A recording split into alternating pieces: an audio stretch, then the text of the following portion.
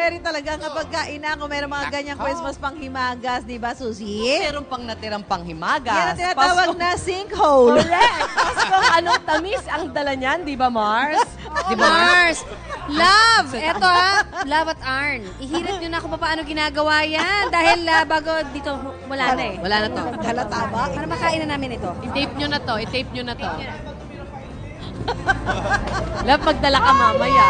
Good morning mga kapuso! Ayan! At syempre nako, ilang araw na itang tulog na lang ay malapit na po ang ating Noche Buena. Pero mga kapuso, syempre pa, kapag tayo po ay naghahanda ng ating mga pagkain para sa ating mga mahal sa buhay, aba hindi po syempre pwedeng mawala ang ating mga panghimagas. O, di ba? At syempre pa, hindi po nawawala dyan ang paborito ng mga Pinoy na leche flan at ube halaya. Ayan, dito po sa paggawaang ito na pinuntahan namin sa Quezon City.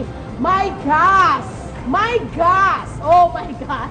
Alam niyo po ba kung gaano karami ang kanilang nagagawa na leche flan at ube halaya?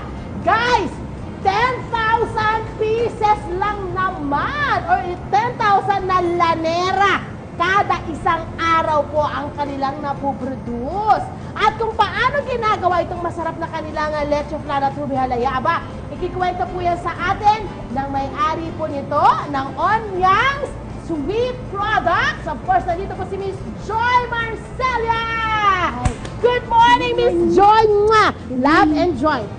Merry Christmas! Okay, Miss Joy, anong unang-unang ginagawa doon po sa proseso ng inyong paggagawa ng inyong leche flan?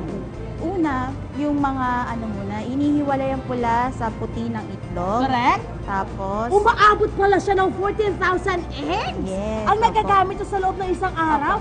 Grabe, ang dami. Next ay, ano yung hinahaluan susunod? ito ng mga evaporated at saka condensed milk na At mixture. puro yun. Puro. Ayan, kaya masarap. Sunod po natin gagawin pagkatapos ng milk. Nilalagay ang mixture sa sifter para maalis yung mga nahalong mga Eggshell kung sakali eggshell. mang Opo. merong nahalo. Talagang kailangan malinis na malinis.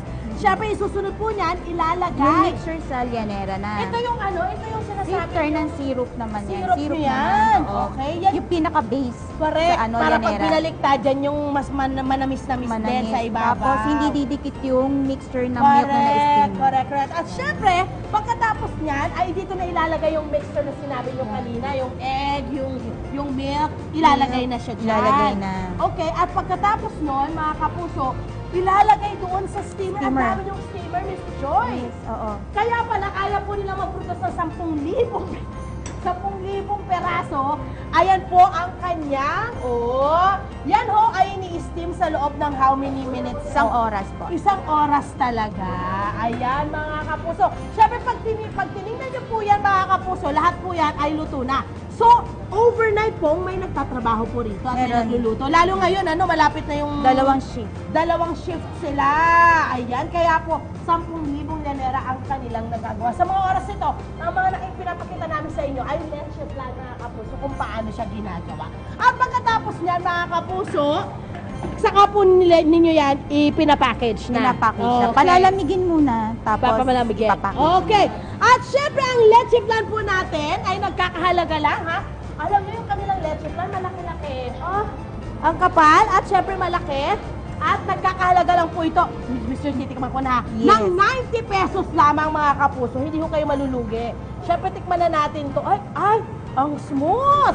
Okay, lagyan natin doon para lang masabi nilang sumunod ako sa Hindi sobrang tamis, pero ang smooth, ang swabe. Perfect! Talagang sigurado ako makakain lahat. Okay.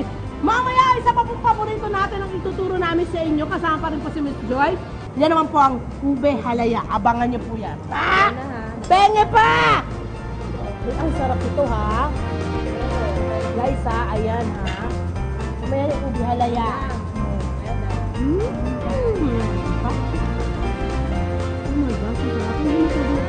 Miss Joy, thank you. Thank you. Yes!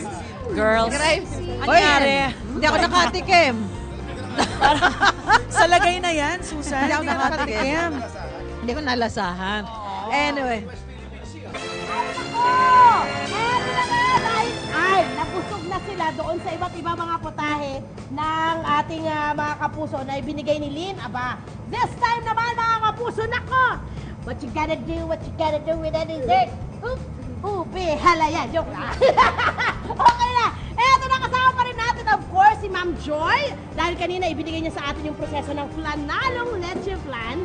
This time naman, ipapakita niya naman sa atin kung paano naman ginagawa ang kanilang fantabulous na halukay ube.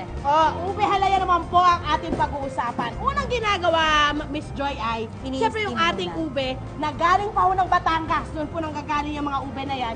Ini-steam muna. Ini-steam muna. Steamed, hindi Steam. pinakukuluan. Hindi, para walang moisture. Ang galing! Yun pala yun. Pagkatapos mo ay mano-manong dudurugin ng ating mga kapusong mga macho dito. At saka para or imamash. Next ay hahaluan ng sugar. Ayan, sugar. yan. At next ay doon na ilalagay sa... Grinder na. Grinder. Ito, grinder muna para maging pinong-pino po yung ating ube. Yan po ay pag naging pino na, saka ilalagay doon po sa ating steam kettle. Okay? Yung giant steam kettle na yan, lalagyan po yan ng milk. At milk lang ilalagay doon Milk and lang, margarine, or margarine. hindi na? Meron. Margarine din po lalagyan din po yan mga kapuso. At syempre kapag nagawa na po yan, saka po nila ipapakete at ilalagay dito mga kapuso. Ito po ay nagkakahalaga ng 90 pesos lamang. Okay? At dahil dyan, Arn, pasensya ka na, dahil nandyan ka lang, ako naman po ay titikim na naman po na kanilang ube halaya. Oh, smooth. Wow! Na naman matamis!